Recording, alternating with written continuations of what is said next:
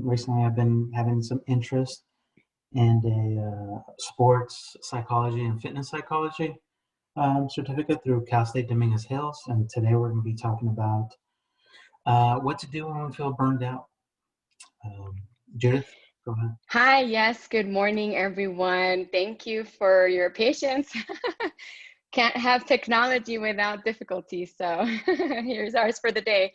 So my name is Judith Brannon. I am a licensed marriage and family therapist, and I have been working with children and family for over a decade. I'm currently working on my PhD, and today's presentation is actually stemmed from the research that I'm doing as part of my dissertation project on self-care. So thank you guys so much for joining us. Today, I would like for us to just have a conversation about what we're experiencing. I mean, it's been, even before COVID started, right? What are some things that we have been experiencing in our workplace? We're going to talk about what is burnout, discuss compassion fatigue, and understand what are some of the warning signs for that. We're also going to discuss what is self-care, what it is and what it is not, and how we can actually incorporate it into our daily routines. So we want this to be as interactive as it can be, considering that it's virtual. And we want to hear from you. So I don't think you guys can unmute yourself, but at least we would like for you to be able to respond in the chat box, and we're going to have some polls and some questions just so that we can stay engaged and continue in dialogue, and we can kind of see where we are and interact with one another. So we're going to start with our first poll. Our first poll is, given the fluidly changing state of our home and work environments, how are you feeling right now? So given the changing, the fluid and the changing states of our home and work environments, how are you feeling right now? Are you excited? You flourish and change? Are you fine and just managing indifferent? You know, you haven't really been affected by it? Or are these uncertainties, are there uncertainties, and does it make you uncomfortable? Or are you very overwhelmed by the situation? So where are you guys? Let's hear a little bit from you today.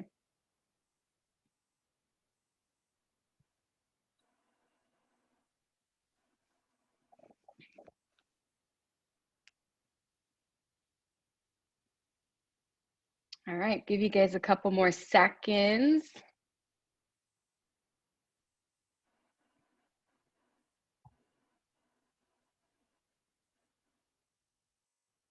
Okay, so what do we have? We have some feeling overwhelmed, mentally exhausted, overwhelmed, jaded, super stressed, overwhelmed. It's a challenge. Some days balanced and others overwhelmed. So we have a lot of the same kind of feeling of being mentally tired. I'm thinking a lot of stress is going on right now. It's kind of the same things that I've been feeling recently since all these things have happened, right? So it's a lot of commonality. Yeah, so much. Yes, so much has changed, and I want to apologize for my cough. The air here is horrible in Bakersfield with all these fires, and I'm very sensitive to it, so I apologize in advance. But I want to give us an opportunity to just take a break. You know, we've already gone through a few lectures and seminars this morning, and we participated in some things, but before we get deep into this, I want to give us permission to just pause and practice some mindfulness. So get comfortable, sit in a comfortable position, and allow your eyes to just gaze or close, or you can either close them or have a soft gaze. Allow your breath to just find its natural rhythm, and just notice your breath. Notice how the cool air enters into your nose. You can feel it going down your throat into your lungs, expanding, diaphragm.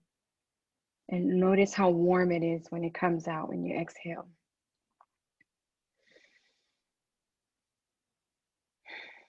Let go of any of the noises that are around you. Simply just Notice distractions if you get any. Just bring your attention back to your breath. Don't try to control your breath in any way, just be. And we're gonna inhale for 4 counts, hold for 7, and then exhale for 8. So inhale, 4, pause.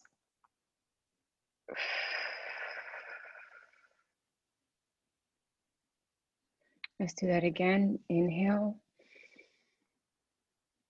hold it, and release.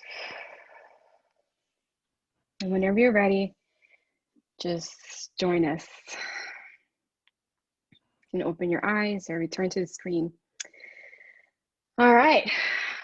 Oh, that was relaxing. I think I needed that for myself. So how was it? Was your mind full or were you mindful? Go ahead and, you guys can answer in the chat. Yeah, you guys can, yeah. Judith, is something, I went to the previous screen and there's a blank screen. Could you make sure that you're sharing your screen? There it is. Okay. Okay. Is it still showing as sharing? Yeah, you're sharing now. Yeah. Okay. Okay. Are there any comments or, okay. This brings us to our next poll, right? This is something that is so simple. But how often do we do it? Just breathe, just be, right? We can do it while we're waiting in traffic, while we're doing different things. How often, this is our poll, how often do you practice self-care? Is this something that we do daily, that it's like, this is top priority, I have to make sure that I take time for myself, or maybe on a weekly basis, something that we do once a month, or I just rarely ever take time to take care of myself? Where do we stand on this?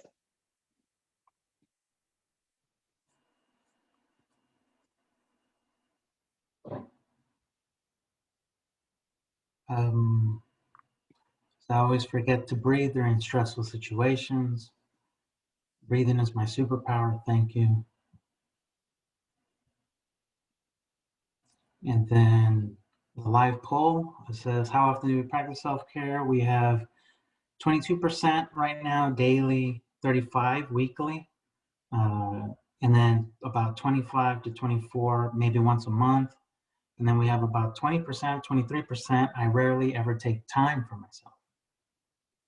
Okay. All right. Well, we're going to take time to address everyone. It's good to hear that most of the people, most of us that are here today, we at least, it sounds like over half of us try to practice either daily or weekly. So that's really good. We will see how much that we actually do that. So our next question. So here we have, I mean, so much has changed, right? In the past 7 months.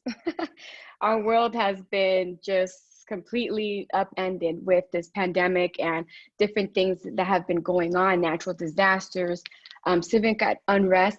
But I want you to think about this question in regards to how it was before the pandemic, but also how it is now, how it compares to now. So what are some stressors that you are currently experiencing in your school or your work setting? What are some things that you're noticing in yourself or in others?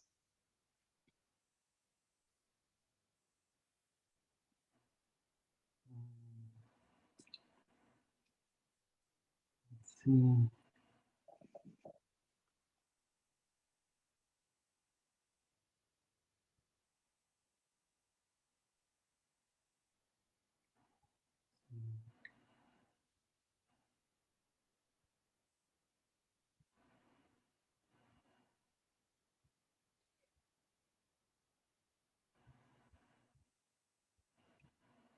And I'm sure, you know, with things that are changing in our Lots of works. unknowns.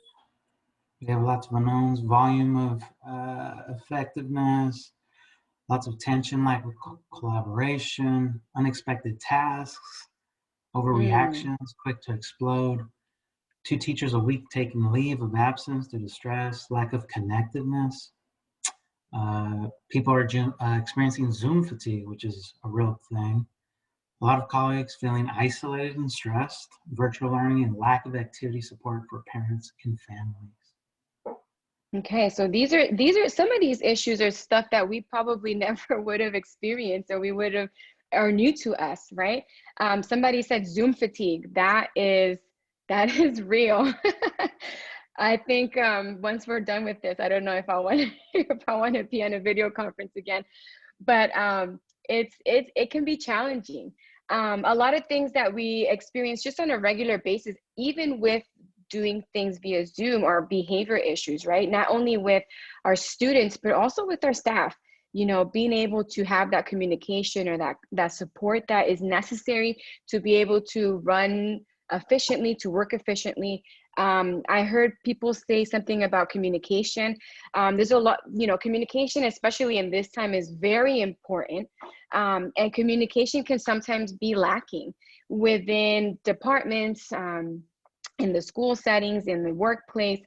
And there's something that, you know, when we don't have good communication, there's a lot of room for error and a lot of room for stress because we don't know what the expectations are. Workload, somebody said unexpected tasks. Yes, that is a big one. Now that we're moving virtually to do a lot of our things,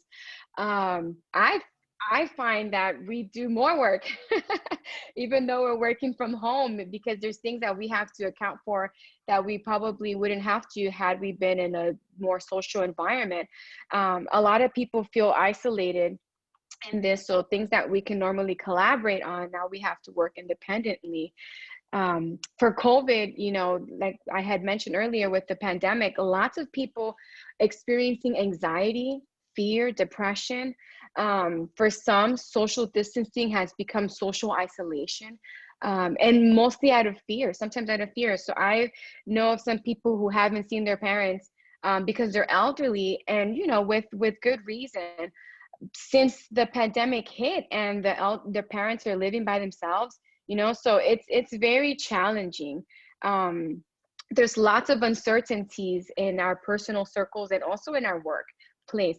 So one week we're talking about opening up the state, the next week they're like, no, we're going to close it back up again. So we're constantly, things are constantly changing.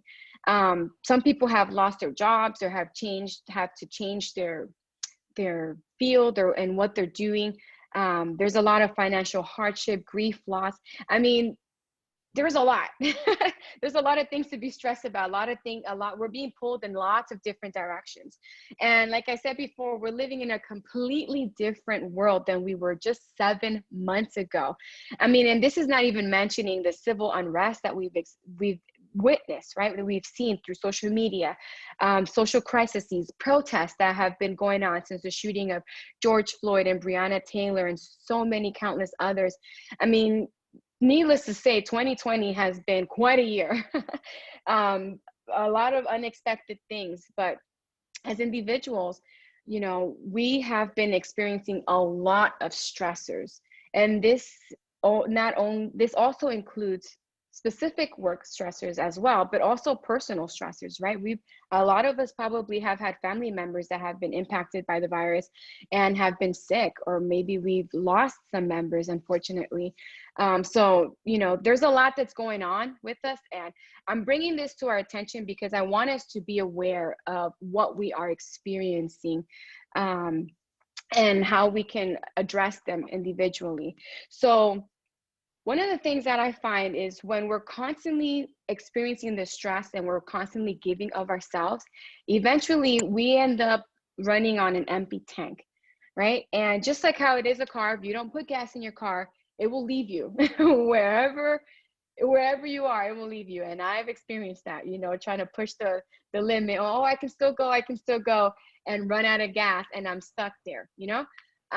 And that's something that can really happen to us, you know, if we don't start. The more that we operate on an empty tank and we don't fill in our own tank doing things that help us, eventually our bodies will take over and they will say, that's it, enough, right? And our bodies will do that. Then they do. Another thing that we experience is compassion fatigue. So part of what makes teachers, admin, school staff, nurses, anyone in the helping profession effective is their ability to be caring and compassionate and have empathy that is coupled with the desire to help others, right? And so being compassionate, it takes emotional energy. And as with anything that consumes energy, it has the capacity of being depleted, thereby reducing our ability to perform optimally. So prolonged use of compassion towards others and the lack of time spent in protective self-care activities generally can put us at risk for experiencing what is known as compassion fatigue. And what does that look like? You know, that can look like feeling overwhelmed, feeling hopeless or helplessness over another person's suffering. There's a sense of detachment that we have from ourselves, from our environment, and then also feelings of indifference. So, you know, when you're constantly hearing the same stories over and over, you know, eventually when we find ourselves feeling like indifferent, like not that we don't care, but we're not really impacted by it as how we normally would, that is a sign that, you know, that we're tired, we're experiencing that compassion fatigue. Another thing that we experience is burnout.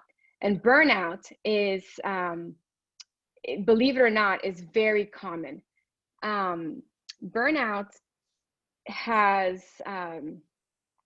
is basically a state of overload, and is a common problem that has the potential to impair both social and personal functioning. In fact, burnout is oftentimes experienced in the workplace. The World Health Organization identified burnout as a chronic workplace stress that has not been successfully managed. The actual definition comes from Maslach, who did this study in burnout and with the Maslach burnout inventory.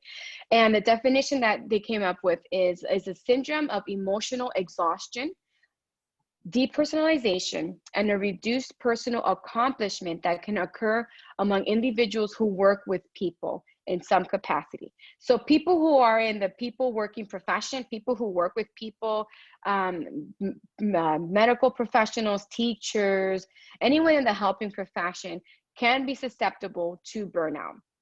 And there are different impacts to it, and it looks different for different people. Burnout has psychological impacts. So that might look like depression, anxiety. Physiological symptoms are more like having lots of headaches or feeling fatigue. Sometimes feeling cold or flu-like symptoms might actually be a symptom of experiencing burnout. You'll know when you find yourself requesting lots of sick leave and leaves of absences, or just really just kind of just not caring. That's a sign that you might be experiencing burnout. Very high stress. So the three domains are the emotional exhaustion, like I mentioned before, depersonalization, which is when you feel basically detached from yourself and from your work environment, from the people that you're working with. And also is a lack of sense of accomplishment. So when you feel that, you know, you're incompetent or you're not doing the work that you would normally do, or you feel like you're not really progressing or meeting your goals, that can also be a sign of burnout. Some of the signs that what Judith, it can look like for us. Yes. could you possibly try to fix the slide, because it got stuck on slide 3. There Okay. it is. Yes, I Is think here? it has to be like moved to move. Yeah. Okay. Thank you. Some of the signs are withdrawal, not caring for yourself, a loss of sense of, like I said, personal accomplishment, feeling depleted, fatigue, like I said, increased use of sick leave, depression, and anxiety. These are all indicators that we are experiencing burnout. So as you can see, when we have all these stresses that we experience in our workplace, and this is just, I'm just talking about the work, you know, I haven't even gotten to our personal lives with our kids and all of our responsibilities and everything that we have to do. When we don't practice self-care, or when we don't, when we experience all of these stressors, it can have an overall impact on our personal well-being. It can affect us psychologically, emotionally, physically. So it's very important that we are aware of what's going on, because sometimes, you know, if you find yourself going to the doctor a lot for the same thing, chances are that you might be experiencing high levels of stress. So I want to share with you guys this video, and then we'll talk about it a little later. Let's see. How heavy is this glass of water? Melissa, would you care to answer? 8 ounces. 12 ounces. 16 ounces. The absolute weight of the glass doesn't matter. It depends on how long I hold on to it. If I hold it for a minute, nothing happens. If I hold it for an hour, my arm will begin to ache. If I hold it all day long, my arm will feel numb and paralyzed. Well, the weight of the glass hasn't changed, but the longer I hold on to it, the heavier it becomes. The stresses and the worries of life are like this glass of water. If you think about them for a little while, there's no problem. Think about it for a little bit longer, it begins to hurt. You think about them all day long, and you'll feel paralyzed, incapable of doing anything. Always remember, put the glass down. Okay, so it's a really short illustration, but I would say that it's very powerful. Putting the glass down is our way of practicing self-care, right? When we hold on to these stresses that we're talking about, our body is going to begin to react, right? Like how I mentioned earlier. And sometimes we don't realize it, because we'll say, oh, this is just a small little thing here, I can fix it, or I can fix it. But before you know it, it starts snowballing, and it becomes bigger and bigger and bigger. And if we don't manage the little things, or we don't take time to come up for air, right? We'll find ourselves deep into this snowball of stress and problems, and find ourselves feeling overwhelmed. So that brings us to self-care. What is it? When you guys hear about self-care, and you guys can go ahead and answer it in the chat box, what comes to mind when you think about self-care? You know, is it pointless, or it doesn't work? What are some of the attitudes that we have? It makes me feel selfish. You know, sometimes there's people that think that self-care is selfish. Or do we wish we had more time in the day to practice self-care? Or do we just love it? Like, we do it all the time.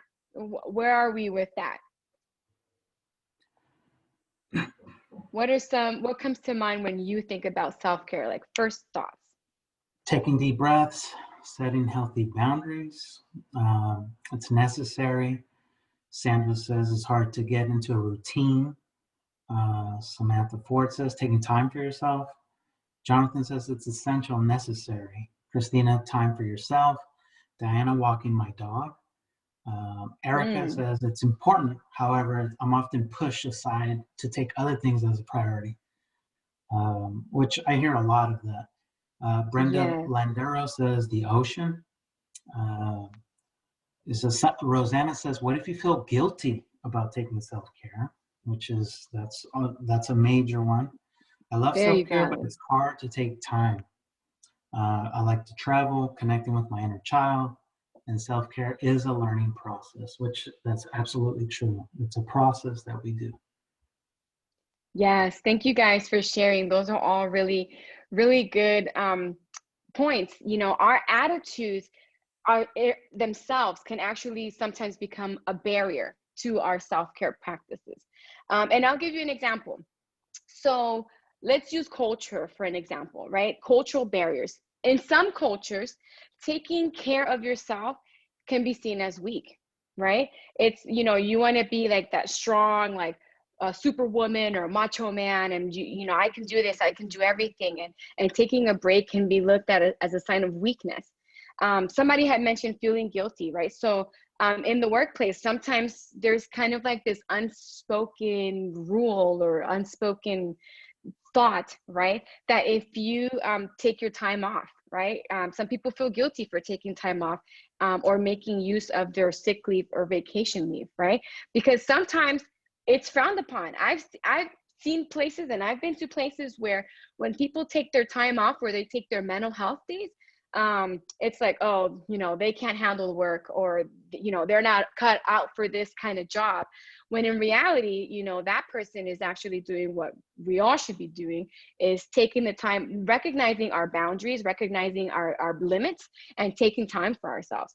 But unfortunately, in some places, especially in those workplaces where we have high demands and a lot of people are counting on us, right? As a therapist, sometimes I find it, I at least in the beginning, I used to feel very guilty taking time off, because I felt like my clients needed me, right? And when I would be off, I'm never really off, because I would be thinking about the person that I would have been seeing, and are they okay?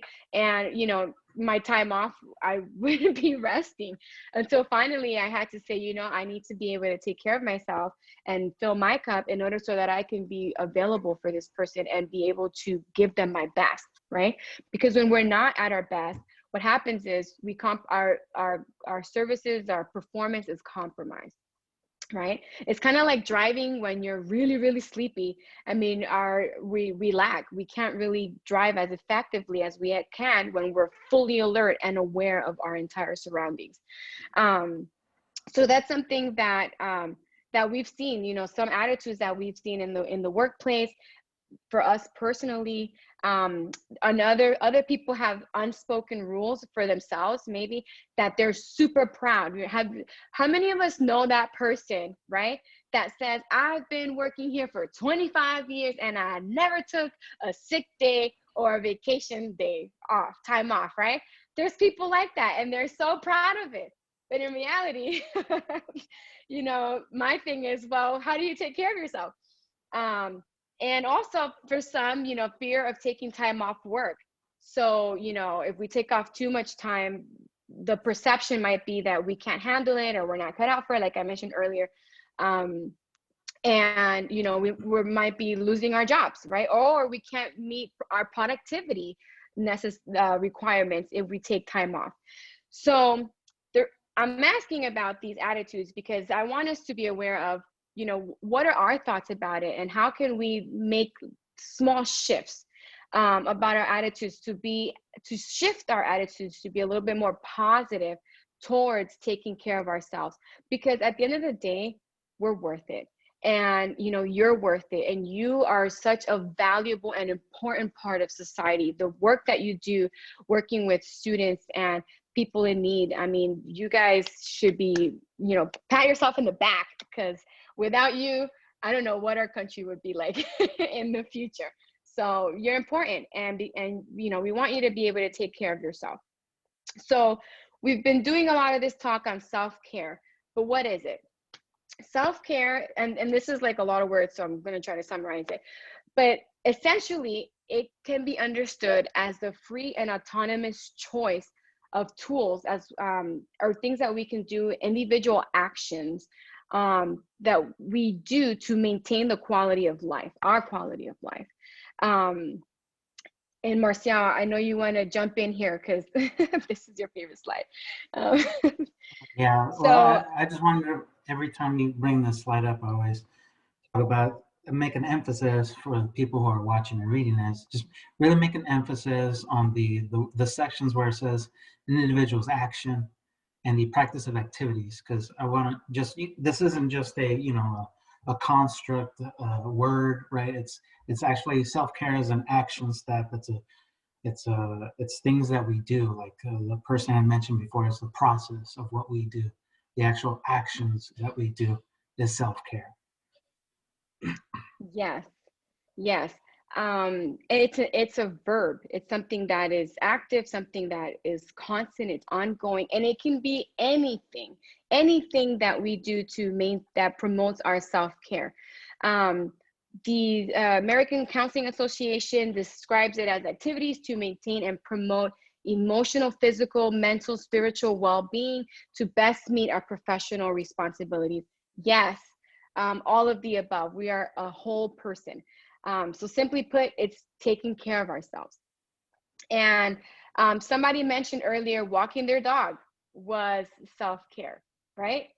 I love that because it is a form of self-care. Some people think that, oh, I have to go to the gym and I have to work out and do all this stuff to practice self-care. And yes, it is a form of self-care, but it's not that for everyone. I mean, I wish I could say going to the gym is my thing because, you know, I feel like I feel more buff by now.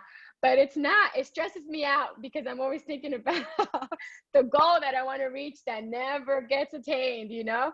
So for me, self-care might be something different. And I love going to the beach. I love listening to the ocean waves. I just love being in nature. I love like fresh air, which is a hot commodity living here in Bakersfield. So I just whatever it is that it can help you to slow down, right? For some people, it's being part of a community, doing community service, just reading a book, anything that you can think of. And we have, and we'll show you a little bit later the slides that some handouts that we have for you. But I'm going to mention now, we have a self-care quiz. So a lot of times we think that we're doing great at taking care of ourselves, but in reality, you know, we don't. So I provided you guys a handout. It's a self-care quiz, and you guys can go ahead and do it at your own leisure, and it'll give you a sense of how good you're practicing self-care and where are some areas that you might want to spend a little time, just kind of filling up your cup. So I'm going to hand it over to Marcial, and he's going to talk to us about how we can actually put this into action. Thanks, Judith. Yeah, so like we were talking about, so what do we do now, right? We've all heard, we've all read about what burnout is and things like this. So what do we do now about it, right? I knew there was a question in there. What if our self-care action plan is destructive in nature, right? Let's say we enjoy a glass of wine, and maybe let's say we're enjoying that glass of wine a little bit too much, right? Or a little bit too often, right? So I'll be addressing some of the things that to keep in mind, that your goal has to be respectful to your overall, what you want overall, right? If you want, self-care basically is to eliminate burnout, right? And increase retention for the administrators out there, right? We want to make sure that that's respectful to that goal, that you're not just, hey, I love pizza, so every day I'm going to be eating pizza, because ultimately that's going to backfire and you're not really going to be taking care of yourself. So to start out, remember, we all know what a SMART goal is, right? So what are some of the strategies to enjoy that you can do and should? So keep in mind, your goal for taking care of yourself is different, right? Everybody can have a different outlook or outcome that they want in their lives. For me, self-care is to ensuring that I'm the best at my job, right? As a therapist, and that I'm coming to work and enjoying what I do. That would be my goal, right? For other people, it might be different. It might be to have spend quality time with my family, to increase the effectiveness of my relationships. So they're all different of what you want. But self-care action plan, I want you to keep in mind that the self-care action plans that we're looking at, they're really objectives to support that goal.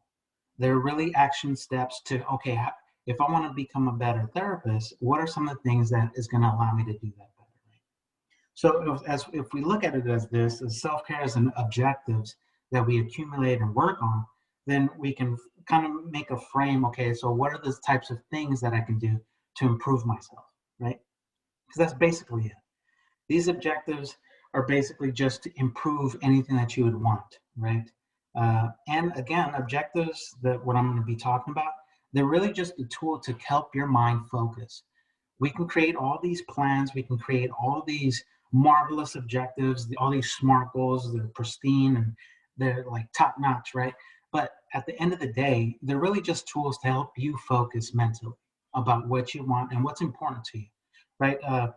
I heard in the chat that sometimes it's hard to prioritize or that we feel guilty, right? So these are the things that are barriers to ourselves that I'm going to be talking about. So what might get in the way of using these strategies, right? So the first one is a major one that I wanted to talk about is the negative self-talk that we have. When we ask you the question, what comes to mind with self-care? Sometimes when I've been asked that question, the reaction thought that I have is, oh, I don't have time for that. That in itself is my own negativity, my own self-talk. It's not that it's negative in nature, but it just doesn't help me to move forward with that self-care. So just be aware that sometimes we have triggering thoughts that may not help you towards self-improvement or taking these action steps for self-care, right? So be aware of the negative self-talk. Be aware that sometimes we even tell ourselves that, oh no, I can't do that, that's too much. Or no, I can't really change, or nothing's ever gonna change, or nothing's really gonna help me, right? So just be aware that negative self-talk is one of the biggest barriers for self-care. Additionally, we have to realize what's our motivation and how is our discipline like, right? Sometimes some people are super disciplined and plan out everything and they do it task to task. And some people, like myself, I can be a little bit laissez-faire. My motivation might not be there, so I have to keep in mind. Okay, what's my motivation? Is it accurate? Is it helpful? And then kind of change it or realize, okay, maybe I don't have motivation to do this. So let me reassess. Another barrier is other people taking your time. Now, I know this has kind of like a negative connotation, like how dare other people take your time? But no, this is more of a neutral statement. Sometimes we have children, we have family members that we love and we love to spend time with them, or other colleagues, right, that we enjoy and we're best friends with. But in reality, this is just a statement of time in itself. Other people take up your time. And when we have limited resource throughout the day, right? Say you work from 7 to 5 or all day, sometimes 12-hour shifts, 14-day work, right? 14-hour day work day. Other people can take up your time and then you don't really want to think about, oh, I'm going to take my walk today, or I'm going to go run my mile today, or I'm going to go exercise for my self-care. Things like this. So other people taking your time does take a toll because there is, like just like Wi-Fi has limited bandwidth, so does our mental capacity and our time, right? Another barrier is using other people's goals. Now, this is very common when we do fitness goals, right? So I mentioned earlier that I have an interest in sports psychology, and this is one of the other things that they focus on fitness goals, right? Using other people's goals. It can be a hindrance because sometimes we make comparisons to other people or we see what other people are doing and we want to emulate that or copy that because we see that it worked for them, but not realizing that, hey, this person has a particular goal that worked for them, but it might not work for you, right? I know there was maybe a year ago or still going that, we've heard this keto diets and certain Zumba classes when they're like fad, right? Some people don't like to dance in Zumba. That's going to be horrific for them to participate, right? Some people on keto, maybe they want a more balanced diet. They don't want to just be eating 7% fat throughout the day, right? So just keep in mind that make sure that the self-care action plans work for how you want to work it and make sure that it addresses how you feel, right? And then how can you address these challenges? So the very first thing to address all these barriers and things like that, right, is just become aware of it, to focus on what you want. But the number one thing is just schedule it in your calendar, right? And this might sound like simplistic, but I don't mean scheduling it as in typing it in your calendar, although that helps and setting reminders on your phone.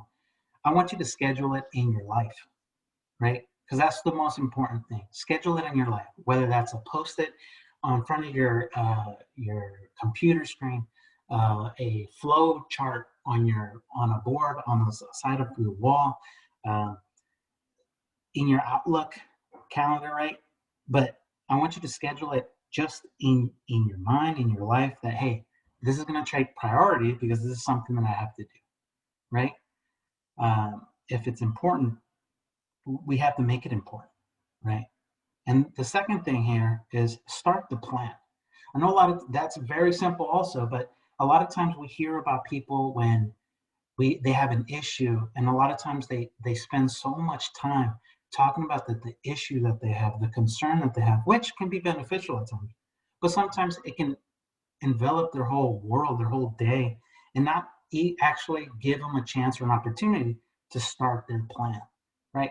So for an example, for my self-care action plan, before the pandemic hit and we were working at home, my self-care action plan was a transition plan, right? Because I wanted to separate myself from my home version of me to the work version of myself, right? So I would often think, when I would come home, I would often be stressing out about work. So I developed this visualization technique where as soon as I get in my car, right, as soon as I listen to music, this is my teleportation machine. I'm going to take the long way home. 30 minutes later, when I get out, I'm a different person. As soon as I step out of the car into my home, this is the home version of me. I don't have time to think about work, right? So for now, since transitioning is a lot of that transitioning phase from home version and work version of myself has been kind of confused and diffused, and it's all kind of the same, right? Right now I'm speaking in my office, right at home. So my home version of me and my home version of me is just so vague that I have to create new transition techniques for myself, right? So I'll be talking about that in the next steps. So just keep in mind my action step for myself to kind of relieve myself and relax myself is that transition piece, right? To separate myself from the home stress or from the work stress and enjoy my home, right? So these phases that I'm going to be talking about next, the phase focusing and refocusing to keep your plan, these are basically three sections that Terry Orlick, a sports psychology from the University of Ottawa, has kind of developed. There's a fourth stage in there, but for simplicity reasons, I'm just going to include these three because these are the kind of the main ideas, right? So we have a pre-phase, in-phase, and post-phase, right? So the pre-phase is just what it kind of sounds like, the initiating, right? It's basically the plan, right? So in this phase, you're going to take control. When overwhelmed with goals and tasks, right? You're going to decide, okay, I'm going to do something about it. Start thinking about what the day that you want and plan for it. It is what it is, right? We can't plan for everything. Some things are going to skew off, but just start thinking about it. Just start thinking about seeing yourself what you want. So for myself, back when I had that transition goal about going into the car, I started thinking about, okay, at 5 o'clock or 4:30, I'm going to be going into my car. I'm going to see myself turning on the radio or pick my my music app, right, and pick the artist that I want to listen to and remember how that sounds like. I'm going to be visualizing myself driving. I'm going to be visualizing stepping outside of my car door and being transformed, right?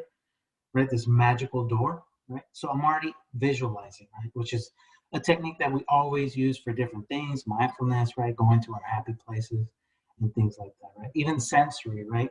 So as I'm going through driving, right, I'm feeling the steering wheel, I'm hearing the music, I'm hearing how the voice sounds, that singer, right? I'm hearing how the drums hit in my speakers, right? So this is very sensory for me, visualizing myself. So I'm already imagining this, right? Because this helps you. Thinking about how you will see yourself in action actually pushes you a little bit further of actually doing it, right? And then also it helps you identify any excuses, right? Like I said, this is just a tool to help you refocus, right? So as I'm visualizing what I'm going to do, I'm starting to think about, oh, what if there's a traffic? Or what if I can't use this route? Or what if my subscription, my free subscription ran out, right? And I have to switch apps. So this is just kind of an easy way to kind of help you, okay, let me identify what's going to be happening, right? Whether it's my own excuses or just different barriers that come up that you have no control. Basically, the preface is you're going to try to answer why I can and how I will. Remember, stay focused, stay strength-based, and why I can and how I will. Instead of why I can't or how I won't, or this thing is going to come up. Try to answer those questions in this preface, the initiative, just the idea of it.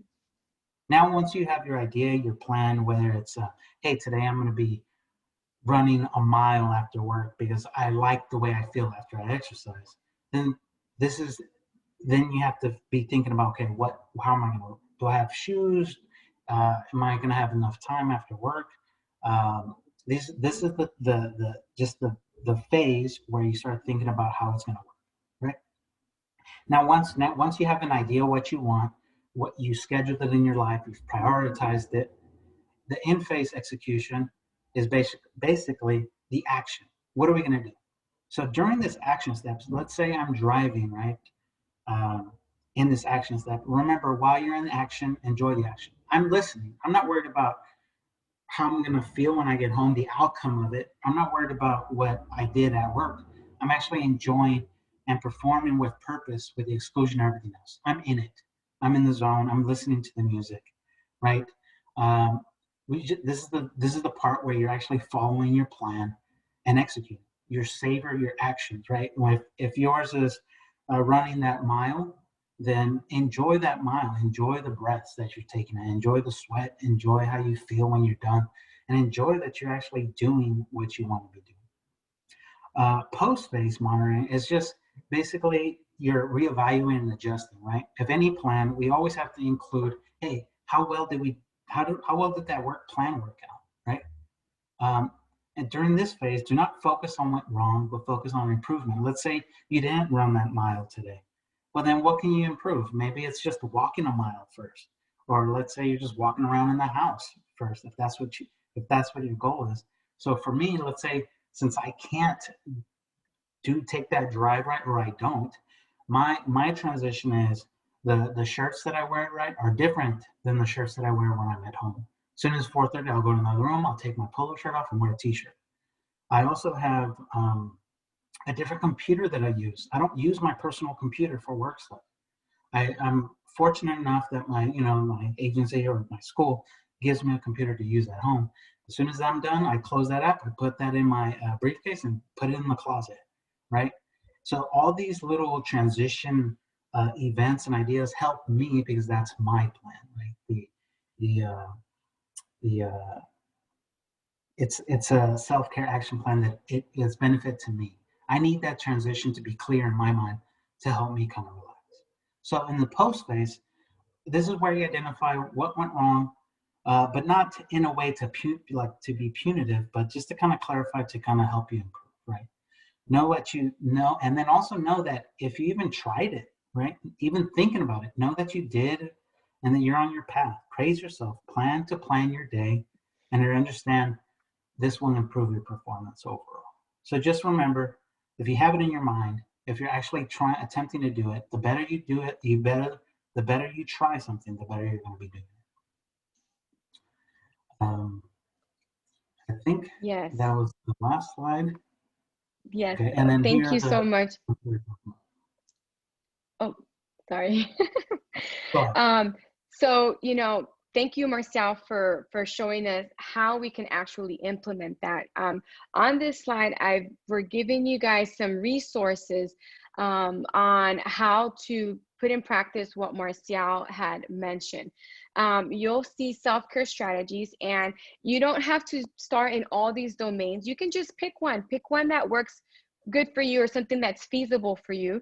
If you want to focus on the emotional, the mental, the spiritual, or professional work, right? Something as simple as taking a break, taking your lunch break, or using your sick leave, time management, whatever it is that works for you. It could be financial, creating a budget.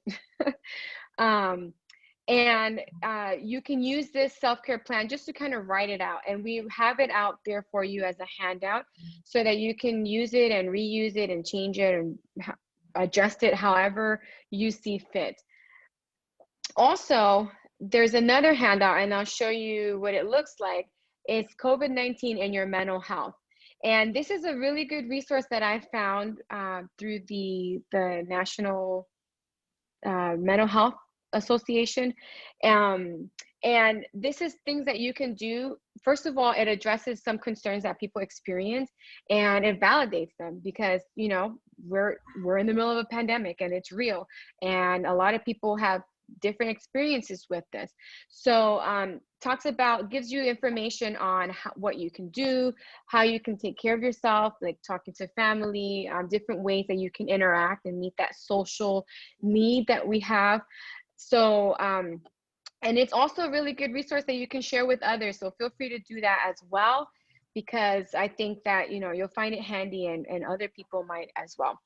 And just to summarize, you know, whether or not we decide to practice self-care, eventually your body's going to tell you that that you have to do it. Your body's going to let us know when we reach our point. So why not just do it proactively and figure out ways that we can take care of ourselves, fill our cup, and be able to perform at our absolute best, not only in our work life, but also at home.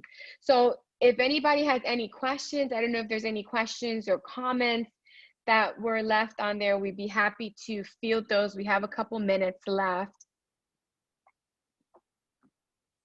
Okay, there was a question earlier about what if self-care is self-destruction, like eating too much and watching TV. So like I said earlier, just make sure that it's respectful to your overall goal, right? And if you're not aware of it, then the basic outcome or result kind of gauges whether or not you feel a difference, right? In a positive way.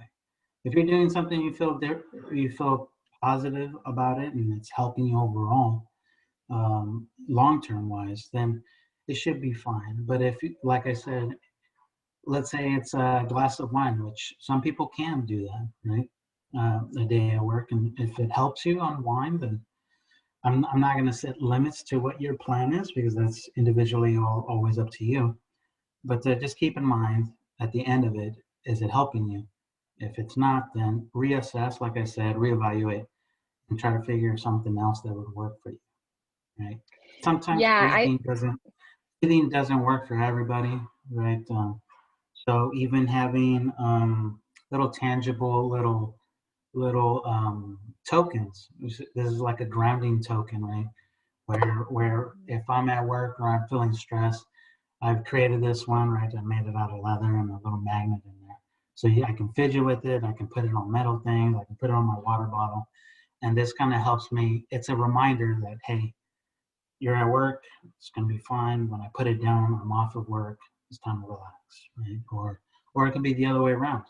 If you need something to ground yourself, you can pick it up and hold it. And this also serves as a reminder that, hey, this is my time to kind of remind myself to refocus, take a deep breath, or think about what action steps to take to kind of improve. Yes, and I would just say, I would add to that, Marcial, with self-care, yes, you know, do we feel better? But when we practice self-care, we should feel rejuvenated, right? And I'm just going to put on my therapist hat for a quick second and say, if we find ourselves that we're eating too much or drinking too much or watching too much, is it really self-care, or are we trying to avoid something? Or, you know, is our eating, like, is it because we're overly stressed and we're, you know, kind of stress eating? So it's important to kind of see what function is that serving, and do we feel rejuvenated after we practice those things? Were there any other questions? We have like 2 minutes. I think there was left. a question about whether or not they'll have access to this after the fact, and I think so, right? It'll be available for a certain time that you can come back on the website and click on it. And it'll be kind of showed like a video. Yes, we've made the handouts available in the chat, and this has been recorded, so you can go back and look at it if you want to revisit this presentation. And Heather, I don't know if there's going to be another link somewhere else for the handouts. Yeah, everything gets shared on the CSHA website. after it's on this site for a couple of weeks, it'll be on the CSHA website. And if for some reason something didn't come through, you can always email me, and I'll make sure you get it at heberg@csufresno.edu. So that's HEBERG@csufresno.edu. I'll make sure you get it if you didn't get it yet. Okay.